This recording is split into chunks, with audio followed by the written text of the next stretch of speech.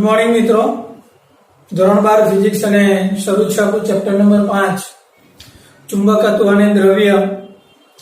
Last lecture ની અંદર આપણે મેગ્નેટ વિશેની માહિતીઓ જોઈ લીધી।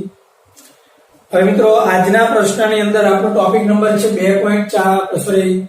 5.2.4 વચ્ચેનું કેટલુંક આપણે બાકી રાખેલું છે જે આના પછીના લેક્ચરમાં આપણે જોવાના છીએ।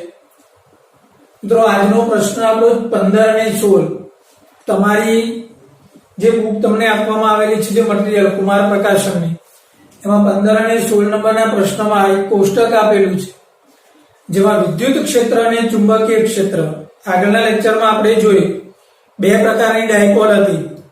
એક વિદ્યુત ડાયપોલ બે વિદ્યુત ભાર અને તેમની વચ્ચેનું પરિમિત અંતર એટલે વિદ્યુત ડાયપોલ। એ જ રીતે એક નાનકડો મેગ્નેટ હોય તો એ ચુંબકીય ડાયપોલ થઈ ગઈ। તો બંને વચ્ચે સામ્યતા શું છે?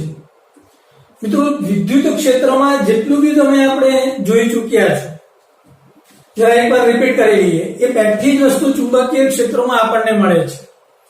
જો વિદ્યુત ક્ષેત્રમાં વિદ્યુત ક્ષેત્રની જે તીવ્રતા હતી તેને કેપિટલ E તરીકે આપણે ઓળખતા હતા વિદ્યુત ક્ષેત્રની તીવ્રતા।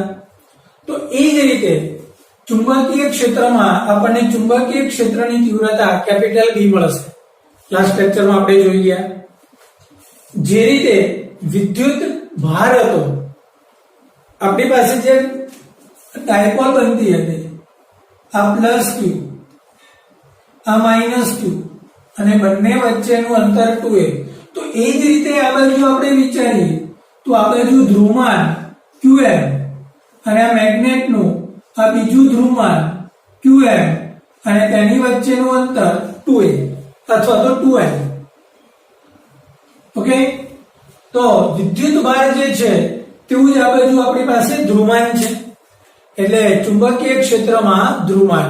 વિદ્યુત ક્ષેત્રમાં જે કામ વિદ્યુત ભારનું છે ચુંબકીય ક્ષેત્રમાં તે કામ ધ્રુવમાનનું છે। અહીંયા ડાયપોલ મોમેન્ટ P બરાબર 2aq તો એ જ રીતે આ બાજુ જે ચુંબકીય ડાયપોલ મોમેન્ટ M બરાબર 2lm હતી આપણે જોઈ ચૂકેલા છીએ આગળ। ચાલો હવે અચળાંકની વાત કરીએ। વિદ્યુત ક્ષેત્રમાં આપણે જે બળ લેતા હતા ત્યાં અચળાંક k બરાબર 1/4πε0 હતો। યાદ રાખજો મિત્રો ચુંબકીય ક્ષેત્રમાં પણ અચળાંક આના જેવો જ છે પણ એ અચળાંક એ થોડો જુદો છે। શું આવશે? μ0/4π આવશે। જરા ધ્યાનથી આ 1/4πε0 હતો જ્યારે પેલી બાજુ μ0 ના છેદમાં 4π 4π તો છે જ બંને બાજુ। અહીંયા એપ્સિલોન નોટ મિત્રો આ જે એપ્સિલોન નોટ છે તેને આપણે શૂન્યાવકાશની પરમિટિવિટી તરીકે ઓળખતા હતા। તો અહીંયા જે μ0 છે તેને શૂન્યાવકાશની પરમિએબિલિટી તરીકે ઓળખીશું। જેવી રીતે વિદ્યુત ક્ષેત્રમાં એપ્સિલોન નોટ મળે છે એવી જ રીતે ચુંબકીય ક્ષેત્રમાં μ0 મળે છે। એપ્સિલોન નોટ એટલે શૂન્ય અવકાશની પરમિટિવિટી તો એ જ રીતે μ0 એટલે શૂન્યાવકાશની પરમિટિવિટી અને અહીંયા પરમિએબિલિટી। આપણી પાસે અહીંયા જે દિશા આવી મોમેન્ટની દિશા P બરાબર 2aq સદિશ સ્વરૂપે લખતા હતા સદિશ P બરાબર સદિશ 2a * q। તો આની દિશા આપણે શું આપતા હતા? ઋણથી ધનની। તો એ જ રીતે અહીંયા જે ચુંબકીય મોમેન્ટ છે આ પણ સદિશ રાશિ છે તો આની દિશા એ સાઉથ થી નોર્થ ની મળે છે। મિત્રો આ જે વસ્તુ જોઈ આટલું તો આપણે લાસ્ટ લેક્ચર ની અંદર આપણે જોઈ ચૂકેલા છે।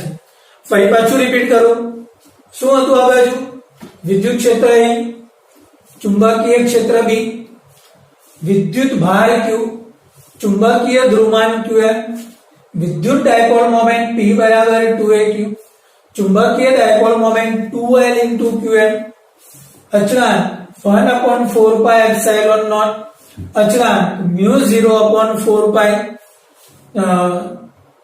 વિદ્યુત ડાયપોલ મોમેન્ટની દિશા ઋણથી ધનની ચુંબકીય ડાયપોલ મોમેન્ટની દિશા દક્ષિણથી ઉત્તરની 1 અહીંયા 1/ε0 લઈશું તો આ બાજુ માત્ર μ0 લઈશું. જો હજુ આ 1/ε0 લીધો તો એની જગ્યા પર μ0 લીધો એટલે μ0 અંશમાં આવ્યો અને છેદમાં 4π તો છે જ.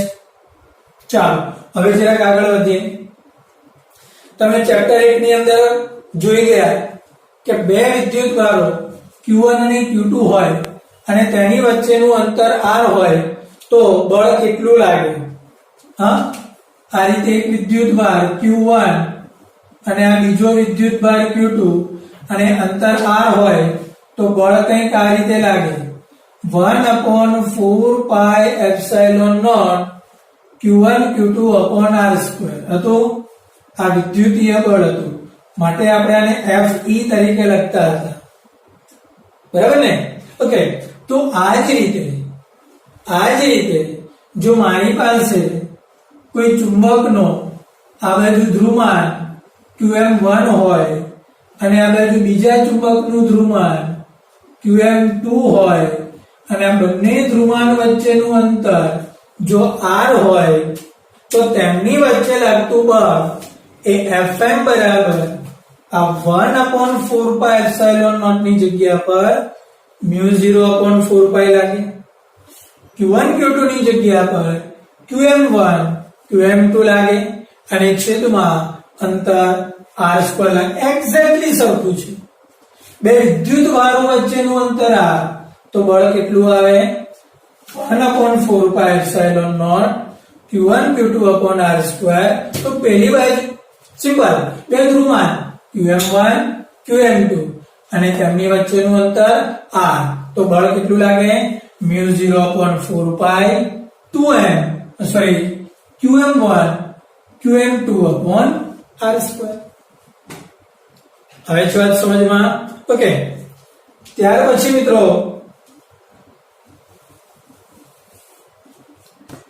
યાદ કરો ડાયપોલની અક્ષ પર અને ડાયપોલની વિષુવરેખા પર આ તમે બે સૂત્ર ચેપ્ટર 1 માં જોઈ ગયા.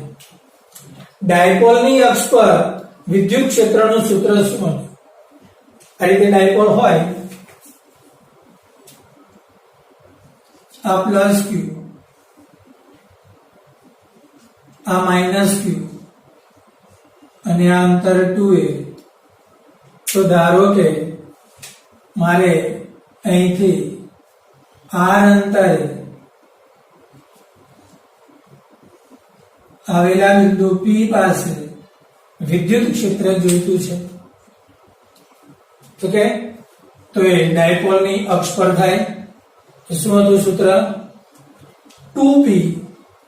આમ તો તમે આ રીતે યાદ રાખો 1/4πε0 અલગ કરો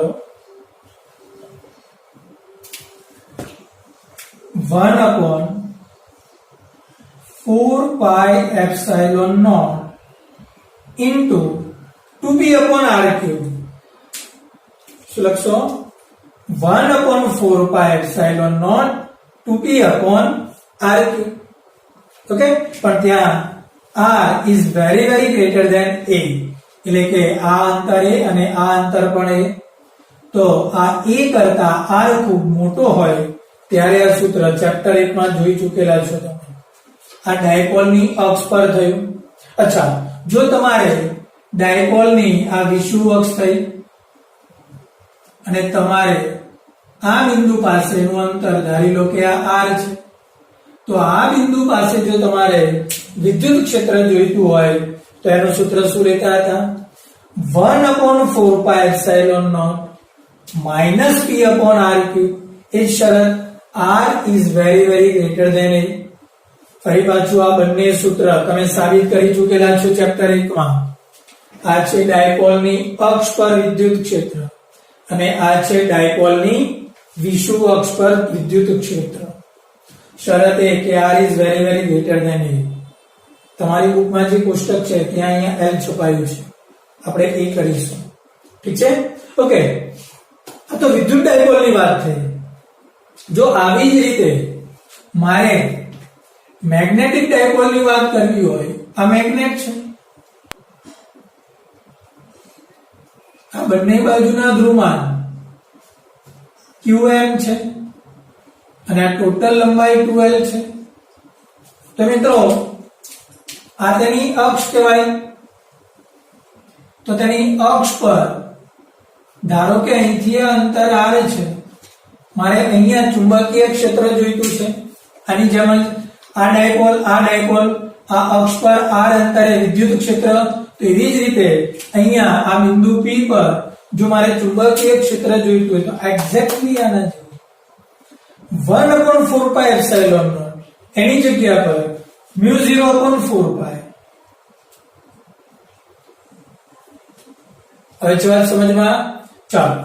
અને 2p ની જગ્યા પર 2n/r3. અહીંયા p એટલે વિદ્યુત ડાયપોલ મોમેન્ટ હતી, આ m એટલે ચુંબકીય ડાયપોલ મોમેન્ટ થશે. હવે જો વાત સમજમાં ઓકે ચાલો. અચ્છા આવી જ રીતે વિષુવરેખા પર જઈએ તો જો આની વિષુવરેખા અહીંયા બને, ધારો કે આ અંતર r છે, તો આ બિંદુ પાસે મારે ચુંબકીય ક્ષેત્ર જોઈતું હોય તો આની જેમ જ 1/4πε0 તો અહીંયા μ0/4π થશે. ઓકે ચાલો. આ -p ની જગ્યા પર -m અને અહીંયા r3. તો જેવા સૂત્ર વિદ્યુત ક્ષેત્રની અક્ષ પર, વિદ્યુત ડાયપોલની અક્ષ પર અને વિદ્યુત ડાયપોલની વિષુવરેખા પર મળે છે, એવા જ સૂત્ર ચુંબકીય ડાયપોલની અક્ષ પર અને ચુંબકીય ડાયપોલની વિષુવ અક્ષ પર આપણને મળે છે. હવે છે વાત સમજમાં. ફરી પાછું જરા તમને જણાવું, જેવી રીતે અહીંયા એપ્સિલોન નોટ હતો એવી રીતે અહીંયા μ0 છે. μ0 ની કિંમત 4π × 10⁻⁷ મળે છે. ફરી પાછું તમને યાદ અપાવું, જ્યારે દાખલા ગણીશું ત્યારે μ0 ની કિંમત આપણે શું મૂકીશું? 4π × 10⁻⁷. ક્લિયર? ઓકે ચાલો. હવે અહીંયા સુધીની વાત ક્લિયર. હવે ટોર્ક ની વાત કરીએ. તો મિત્રો આ ટોર્ક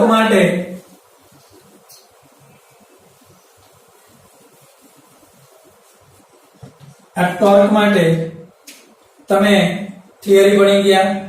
E જેટલા વિદ્યુત ક્ષેત્રમાં કોઈ ડાયપોલ મૂકેલી હોય, આ રીતે વિદ્યુત ક્ષેત્ર છે, આ વિદ્યુત ક્ષેત્ર E છે, આમાં તમે આ કોઈ ડાયપોલ મૂકેલી છે, આ 2a, આ +q, આ -q. ઓકે તો મિત્રો આ ડાયપોલ મોમેન્ટ જો p હોય તો લાગતું ટોર્ક ટાઉ બરાબર p × e. તો આવી જ રીતે જો હું b જેટલા ચુંબકીય ક્ષેત્રમાં આ b જેટલું ચુંબકીય ક્ષેત્ર લઉં અને એ ચુંબકીય ક્ષેત્રમાં જો ચુંબકીય ડાયપોલ મૂકું તો એક બાજુનું ધ્રુવમાન qm, બીજી બાજુનું પણ ધ્રુવમાન qm. ઓકે તો આના પર લાગતું ટોર્ક એ m × b આવશે. અહીંયા શું હતું સૂત્ર ટોર્કનું? ટાઉ બરાબર p × e. તો આના માટે ટાઉ બરાબર m × b આવશે. અચ્છા, આના માટે સ્થિતિ ઊર્જાનું સૂત્ર -p.e હતું. તો એ જ રીતે આ બાજુ સ્થિતિ ઊર્જાનું સૂત્ર -m.b થશે.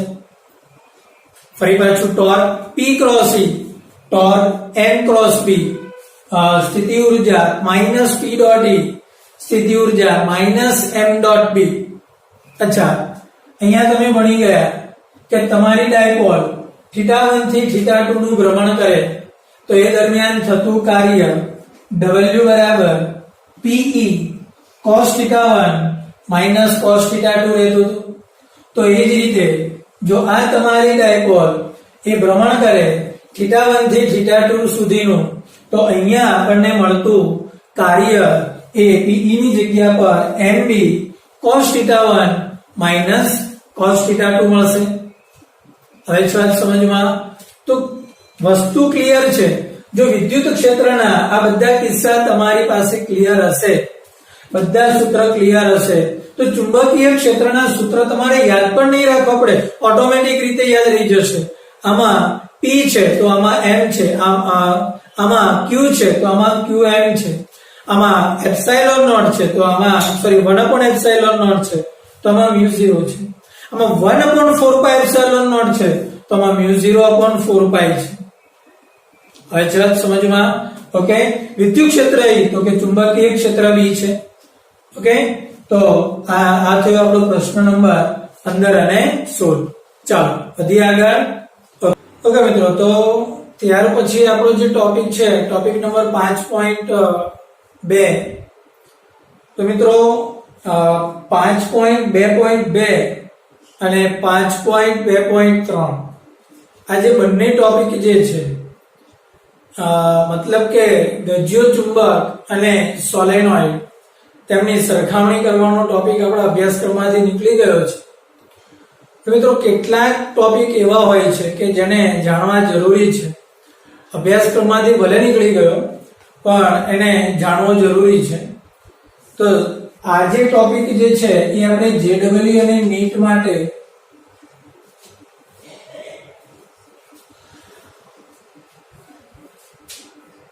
નોંધના સ્વરૂપમાં લઈ લઈશું. તમને જણાવી આપો મિત્રો કે એનસીઈઆરટી ની થિયરી દરમિયાન જે કોઈ બી વધારાના આ પ્રમાણેના ટોપિક તમને જેડબલ્યુ અને નીટ ને રિલેટેડ આપવામાં આવે છે એ તમારી જેડબલ્યુ અને નીટ માટેની નોટમાં થિયરીના પોર્શનમાં ફરજિયાતપણે લખવાનો રહેશે. અને બીજી બાબત કે ચેપ્ટર પૂરું થયા પછી મોડર્ન એબીસી ના એમસીક્યુ આપણે શરૂ કરીએ તેની પહેલા જે થિયરી આપણે અહીંયા સમજાવીએ છીએ, લગભગ 2 લેક્ચરનું કામકાજ આપણે કરીએ છીએ, એ જે બોર્ડ વર્ક અહીંયા તમને આપવામાં આવે છે, જે સમજૂતી આપવામાં આવે છે, એ જેડબલ્યુ અને નીટ માટેનો થિયરી પોર્શન પણ તમારી નોટબુકમાં કમ્પલસરી ઉતારવાનો રહેશે. ઓકે, ચાલો તો મિત્રો અહીંયા આપણી પાસે શબ્દ છે સોલેનોઇડ. આ સોલેનોઇડ એટલે શું પહેલા એ તો આપણે સમજી લઈએ. મિત્રો સોલેનોઇડ એટલે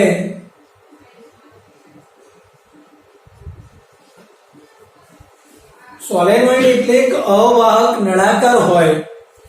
આ પ્રમાણે આ એક અવાહક નળાકાર છે, તેના ઉપર વાહક તારને પાસે વીંટાળી અને હેલિકલ ગૂંચળું જ્યારે તૈયાર કરવામાં આવે, ધારી લો કે આ પ્રમાણે અહીંથી આ પ્રમાણે વાહક તારને વીંટાળી હેલિકલ ગૂંચળું જ્યારે તૈયાર થાય ત્યારે આ જે રચના બને છે તેને આપણે સોલેનોઇડ તરીકે ઓળખીએ છીએ. હવે વાત સમજમાં. હા, તો સોલેનોઇડ કોને કહેવાય? તો કે વાહક તારના પાસે વીંટાળેલા હેલિકલ જે ગૂંચળું છે, અને એ પણ કોના પર વીંટાળેલું છે? અવાહક નળાકાર પર. તો આ જે રચના તૈયાર થઈ છે તેને મિત્રો આપણે સોલેનોઇડ કહીશું. આ પહેલી બાબત. ઓકે, આ જે સોલેનોઇડ છે મિત્રો, હવે હું અહીંયા આ વાહક તારને ધ્યાનમાં નથી લેતો, એક નળાકાર જે તમને સમજાવું. ધારી લો કે આ પ્રમાણે મારી પાસે આ એક સોલેનોઇડ છે. આ એક સોલેનોઇડ આપણી પાસે છે. ધારો કે આ તેની ત્રિજ્યા એ સ્મોલ a છે. આ તેની અક્ષ બની ગઈ, આ સોલેનોઇડ ની અક્ષ બની ગઈ છે. તો મિત્રો આમાં થશે એવું કે સોલેનોઇડ ની અંદર અને બહાર ચુંબકીય ક્ષેત્ર કંઈક આ પ્રમાણે આપણને મળે છે. જેવી રીતે મેગ્નેટમાં આપણને ચુંબકીય ક્ષેત્ર મળે છે, એ જ રીતે અહીંયા પણ આ ચુંબકીય ક્ષેત્ર રેખાઓ આવી રીતે નીકળે છે.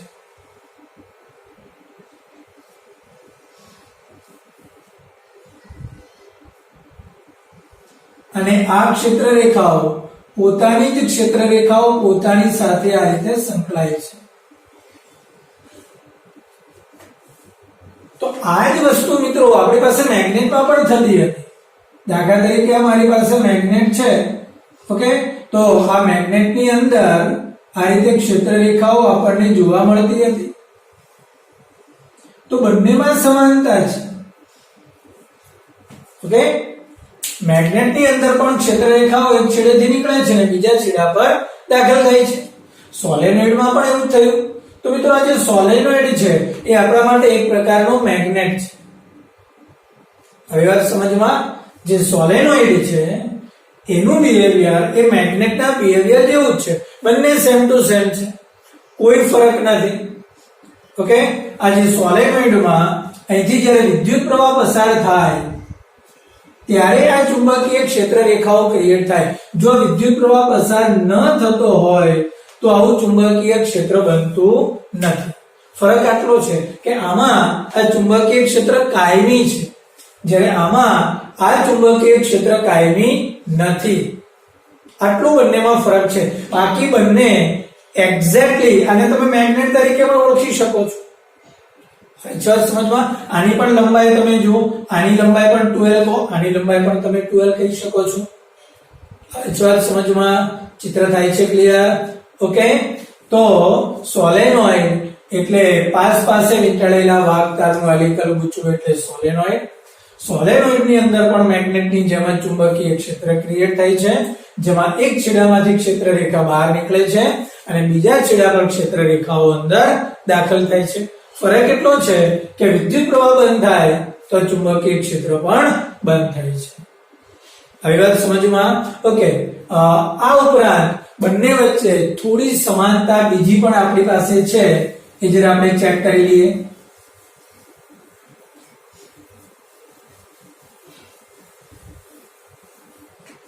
હવે ધારી લો કે મારી પાસે મેગ્નેટ છે.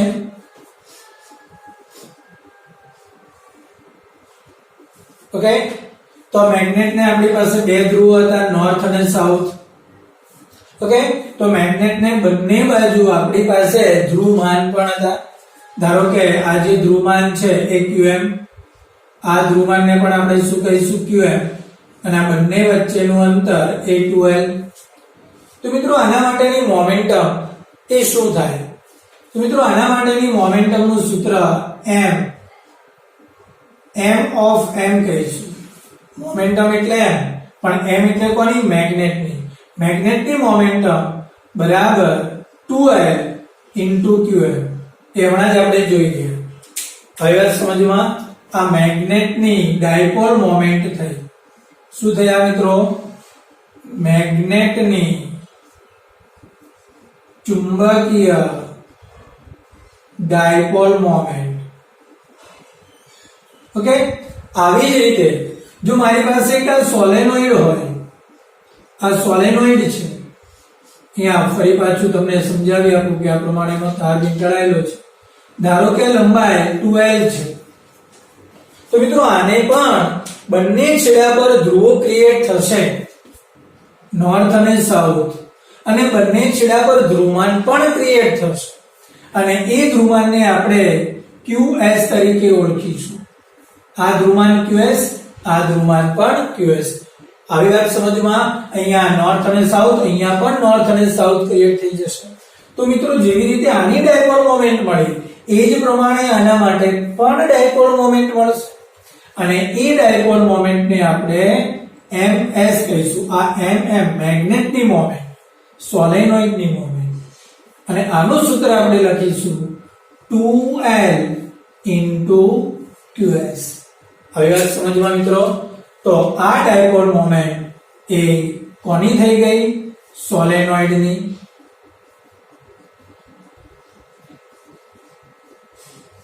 ચુંબકીય ડાયપોલ મોમેન્ટ. બરાબર, હવે વાત સમજમાં? હવે એક બીજી બાબત મિત્રો, આ જે સોલેનોઇડ છે એ સોલેનોઇડમાં જે ચુંબકીય ક્ષેત્ર ક્રિએટ થયેલું છે.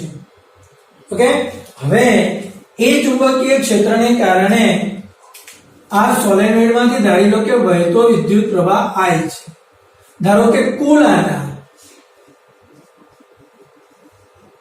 આંટા કેપિટલ N છે.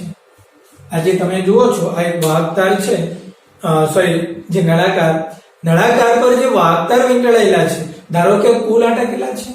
કેપિટલ N છે. ઓકે, તો આ જે સોલેનોઇડ છે મિત્રો, એ સોલેનોઇડની અંદર જે ચુંબકીય ક્ષેત્ર ક્રિએટ થાય છે, સોલેનોઇડની અંદર ચુંબકીય ક્ષેત્ર જે ક્રિએટ થાય છે એ ચુંબકીય ક્ષેત્રનું સૂત્ર મિત્રો B બરાબર μ0 n I upon 12 થશે. કેટલું થશે? μ0 ni upon 12. એમાં આ બેનો જે ગુણોત્તર આવશે અને એકમ લંબાઈ દીઠ આટા કહેવાય. કુલ આટા કેપિટલ N છે, છેદમાં લંબાઈ 12 છે, તો એકમ લંબાઈ દીઠ આટા કહેવાય. તો એ સૂત્ર બની જશે μ0 ni. યાદ રાખવાનું છે મિત્રો, આ સોલેનોઇડના અંદરના ભાગમાં ચુંબકીય ક્ષેત્ર શું છે? μ0 સ્મોલ ni. ક્લિયર? અચ્છા, આ મોમેન્ટ છે, પણ સોલેનોઇડની ચુંબકીય મોમેન્ટ એક બીજા સૂત્ર વડે પણ મળે છે. અચ્છા, સોલેનોઇડનો આજે દાખલા તરીકે આ સોલેનોઇડનું આ પ્રમાણે લઈશ. આ સોલેનોઇડ જેમાં ત્રિજ્યા ધારી લો કે a છે, કુલ લંબાઈ 12 છે અને ધારો કે કુલ આટા n છે અને આની અંદર જે આટાઓ છે તેમાંથી વહેતો વિદ્યુત પ્રવાહ ધારી લો કે I છે. સોલેનોઇડના આટા કેટલા? Capital N. તેમાંથી વહેતો વિદ્યુત પ્રવાહ કેટલો? I. લંબાઈ કેટલી? 12 અને ત્રિજ્યા a છે. તો મિત્રો આના પરથી આડછેદનું ક્ષેત્રફળ કેપિટલ A બરાબર પાઈ a સ્ક્વેર થશે. આ જે આડછેદ બન્યું એ આડછેદનું ક્ષેત્રફળ કેટલું થશે? પાઈ a સ્ક્વેર. તો આ જે મોમેન્ટ આપણે અહીંયા મેળવી, આવી જ રીતે અહીંયા સોલેનોઇડની મોમેન્ટ એક બીજા સૂત્ર વડે પણ મળે છે અને એ સૂત્ર છે capital N I capital A. A એટલે આડછેદનું ક્ષેત્રફળ, I એટલે તેમાંથી વહેતો વિદ્યુત પ્રવાહ અને N એટલે આટાઓની સંખ્યા. યાદ રાખજો મિત્રો, સોલેનોઇડની ડાયપોલ મોમેન્ટ એ આ બે સૂત્ર વડે શોધી શકાય. એક તો કયું આવશે? 2L * QS અને બીજું સૂત્ર કયું આવશે? NIA. ક્લિયર મિત્રો? હવે છે વાત સમજમાં? ઓકે, તો આ પણ ડાયપોલ મોમેન્ટ અને આ પણ ડાયપોલ મોમેન્ટ, તો સિમ્પલ છે, બંનેને તમે સરખાવી શકો. અચ્છા, આના પરથી જો મારે એકમ આપવો હોય તો મિત્રો આનો તો કોઈ એકમ બને નહીં. આનો એકમ થશે એમ્પિયર અને આ ક્ષેત્રફળનો એકમ થશે મીટર સ્ક્વેર. એટલે ધ્રુવમાનનો આપણે ડાયપોલ મોમેન્ટનો એકમ થશે એમ્પિયર * મીટર સ્ક્વેર. હવે છે વાત સમજમાં મિત્રો? હા, ફરી પાછું મેં તમને આગળના લેક્ચરની અંદર જણાવેલું હતું કે ડાયપોલ મોમેન્ટનો એકમ એમ્પિયર * મીટર સ્ક્વેર કેવી રીતે આવ્યો એ હું તમને પાછળથી કહીશ. તો આ તેનો જવાબ છે. હા, ડાયપોલ મોમેન્ટનો એકમ શું હશે? Ampere * metre square. અચ્છા, તો આના પરથી ધ્રુવમાનનો એકમ પણ બની જશે. જો આનો એકમ, આ ડાયપોલ મોમેન્ટનો એકમ એટલે એમ્પિયર * મીટર સ્ક્વેર થયો. ચાલો, ઇઝ ઇક્વલ ટુ આ 2L એટલે મીટર થયો અને આ QS એટલે ધ્રુવમાન થયો. તો જો આ 1 મીટર ગયો તો મિત્રો આના પરથી ધ્રુવમાનનો એકમ શું આવ્યો? Ampere * metre. આ પણ મેં તમને લાસ્ટ લેક્ચરમાં કહ્યું હતું કે ધ્રુવમાનનો એકમ એમ્પિયર * મીટર અત્યારે યાદ રાખો, ડાયપોલ મોમેન્ટનો એકમ એમ્પિયર * મીટર સ્ક્વેર યાદ રાખો, પાછળથી તમને કહીશ. આ તમને મેં જવાબ આપ્યો. હવે સવાલ સમજમાં? તો આ જે વધારાની જે વસ્તુ છે JEE અને નીટ માટેની નોટમાં તમારે નોટ ડાઉન કરી લેવાનું રહેશે. ક્લિયર? ચલો, આ સિવાય પણ હજુ પણ એક બાબત છે. હવે એ બાબત એ છે કે આ જે ગજિયો ચુંબક છે મિત્રો, હવે એ ગજિયા ચુંબકને દાખલા તરીકે મારી પાસે ગજિયો ચુંબક છે, આ બંને છેડા પર આ નોર્થ અને આ સાઉથ, આ ધ્રુવમાન QM અને આ બાજુનું ધ્રુવમાન QM છે. જો મેગ્નેટ અહીંથી તૂટી જાય તો મેગ્નેટના સ્વતંત્ર ધ્રુવ અસ્તિત્વમાં આવી જશે. એટલે કે આ નોર્થ, આ સાઉથ, તો અહીંયા સાઉથ અને અહીંયા નોર્થ ક્રિએટ થઈ જશે. એટલે આ ધ્રુવમાન અહીંયા પાછું લાગી જશે qm અને અહીંયા એક નવું ધ્રુવમાન ક્રિએટ થશે qm. આ છેડા ઉપર પણ qm અને આ છેડા ઉપર પણ qm. લંબાઈ ઘટી જશે. ધારો કે બે સરખા ટુકડા થયા. આ લંબાઈ 2l છે. તો મિત્રો આ જે આ લંબાઈ છે l અને આ લંબાઈ પણ કેવી થઈ જશે? l થઈ જશે. હવે ચાલ સમજમાં આવું સોલેનોઇડમાં પણ થાય. સોલેનોઇડના બે ટુકડા થાય તો પણ લંબાઈ અડધી થાય. પણ ધ્રુવમાન આ છેડા પર qm છે તો બંને છેડા પર qm જેટલું ધ્રુવમાન અસ્તિત્વમાં આવી જશે. આવી વાત સમજમાં? તો આ બંનેનો ગુણાકાર કરો તો મિત્રો આની મોમેન્ટ કેટલી હતી જો તો કે 2l qm આ મોમેન્ટ હતી. ઓકે, અને હું m q તો આની મોમેન્ટ એ l qm થઈ જશે. તો આ m ડેશ કહી દઈએ. આ m કેટલો હતો તો કે 2l qm.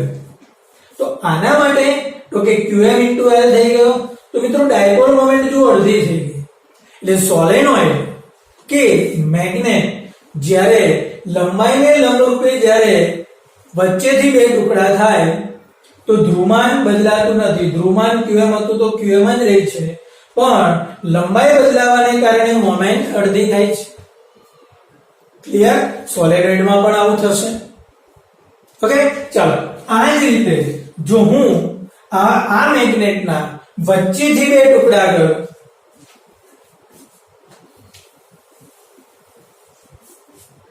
આ રીતે બે ટુકડા થાય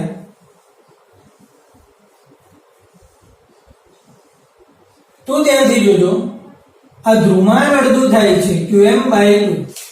આ qm/2 આ બાજુ પણ બંને છેડા પર ધ્રુવમાન qm/2 થશે. આ qm/2 પણ જે તેની લંબાઈ છે એ 2l જ રહેશે. એટલે લંબાઈની સમાંતર જ્યારે બે ટુકડા થાય ત્યારે ધ્રુવમાન અડધું થઈ જાય છે. તો જો હવે હું આ બંનેનો ગુણાકાર કરીશ મિત્રો તો ડાયપોલ મોમેન્ટ આટલી જ આવશે. જો આ 2 અને આ 2 ઉડી જશે તો qm l. તો મોમેન્ટ તો અડધી થાય. એટલે સોલેનોઇડ હોય કે મેગ્નેટ હોય લંબાઈને લંબ અડધા ભાગ થાય કે લંબાઈને સમાંતર અડધા ભાગ થાય, ડાયપોલ મોમેન્ટ કેવી થશે? અડધી. પણ ધ્રુવમાન આ કિસ્સામાં જ્યારે લંબ રૂપે ટુકડા થાય ત્યારે ધ્રુવમાન નહીં બદલાય, પણ લંબાઈને સમાંતર બે ટુકડા થાય ત્યારે ધ્રુવમાન કેવું થશે? અડધું થશે. હવે જો સમજમાં આ બી એક વધારાની બાબત તમારે નોટ ડાઉન કરી લેવાની રહેશે. થાય છે વાત ક્લિયર? ઓકે, તો મિત્રો આ સોલેનોઇડ. અચ્છા, હવે આ જે સોલેનોઇડ ની અંદર જે ચુંબકીય ક્ષેત્ર છે μ0ni. ઓકે, આવી જ રીતે સોલેનોઇડ ની બહાર પણ ચુંબકીય ક્ષેત્ર હોય જે આપણે જોઈ ગયા કે જે મેગ્નેટ હોય છે. હવે આ વધારાની બાબત આપણે અહીંથી દૂર કરી દઈએ. આપણે હમણાં નોંધની અંદર બે સૂત્ર જોઈ ગયા કે આ મેગ્નેટ છે. ઓકે, અને આ મેગ્નેટની અક્ષ છે. તો મેગ્નેટની અક્ષ પર તમારે દાખલા તરીકે આ મધ્ય બિંદુ લઈ લઈએ. અહીંથી r અંતરે ચુંબકીય ક્ષેત્ર મળે. એ જ રીતે મેગ્નેટની લંબ અક્ષ ઉપર અહીંયા r અંતર પણ આપણને ચુંબકીય ક્ષેત્ર મળે. હમણાં જ આપણે વિદ્યુત ક્ષેત્રની ચુંબકીય ક્ષેત્રની સરખામણી કરી ત્યારે આ બે સૂત્ર આપણે જોઈ ગયા. એક અક્ષ પર અને બીજું કયું હતું? અક્ષને લંબ રૂપે. આવી વાત સમજમાં? અહીંયા આપણે અક્ષ પર જે સૂત્ર જોયેલું હતું શું હતું સૂત્ર? B બરાબર 1/μ0/4π 2m upon r cube. Okay, અને અક્ષને લંબ રૂપે આપણે સૂત્ર જોયું હતું μ0/4π m/r cube. આ મેગ્નેટ માટે. તો આવી જ રીતે જો મિત્રો અહીંયા સોલેનોઇડ હોય તો સોલેનોઇડ માટે પણ આપણી પાસે આ પ્રમાણેના સૂત્ર મળશે. સોલેનોઇડની અક્ષ પર બી આવું સૂત્ર મળશે અને સોલેનોઇડની લંબ અક્ષ. ફરક એટલો છે કે આ જે મોમેન્ટ છે એ સોલેનોઇડની મોમેન્ટ આપણે લેવી પડશે અને જો મેગ્નેટ હોય તો મેગ્નેટિક મોમેન્ટ લેવી પડશે. બોલો, હવે છે વાત સમજમાં? ક્લિયર થાય છે વાત? ઓકે, તો આ જે આપણા સિલેબસમાંથી જે પોર્શન કાઢી નાખેલો છે, એ સિવાય કેટલીક જે જેડબલઈ માટેની જરૂરિયાત વાળી વસ્તુ હતી એ આપણે વધારાની વસ્તુ આપણે લીધી. ઓકે, તમારી જેડબલઈ ની નોટમાં નોટ ડાઉન કરી લેશો. ઓકે, આજનો લેક્ચર આપણે અહીંયા પૂરો કરીએ. નેક્સ્ટ લેક્ચર માટે ફરી પાછા મળીશું.